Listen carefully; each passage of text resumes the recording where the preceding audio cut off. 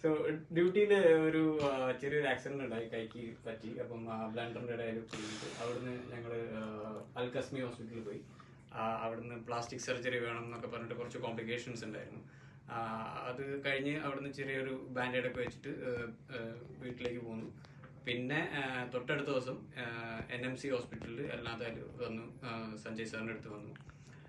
അവിടെ നിന്നാണ് അത് രണ്ടാമത് ഓപ്പൺ ചെയ്യുന്നത്. അപ്പോൾ സാർ കണ്ടപ്പോൾ സാർ പറഞ്ഞു സ്റ്റിച്ചിൻ്റെ ആവശ്യമില്ല, അല്ലെങ്കിൽ പ്ലാസ്റ്റിക് സർജറി അങ്ങനത്തെ കോംപ്ലിക്കേഷൻസ് ഒന്നുമില്ല.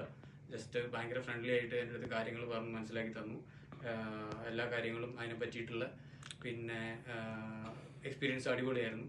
കാരണം ഒരുപാട് പേടിച്ചിട്ടാണ് ഇവിടെ വന്നത്. കാരണം പ്ലാസ്റ്റിക് സർജറി അങ്ങനെയൊക്കെ പറഞ്ഞ് കേട്ടപ്പം പിന്നെ റൈറ്റ് ഹാൻഡ് ആയിരുന്നു.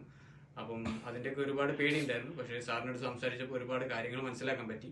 അത്ര ഈസി ആക്കിയിട്ട് തന്നു. പിന്നെ എന്താ പറയുക, വേറെ കോംപ്ലിക്കേഷൻസ് ഒന്നും ഇല്ലാണ്ട് തന്നെ ജസ്റ്റ് ഒരു വൂണ്ട് കെയർ മാത്രം ചെയ്തുകൊണ്ട് തന്നെ എല്ലാം ഓക്കെ ആക്കി തന്നു sir. Thank you so much sir.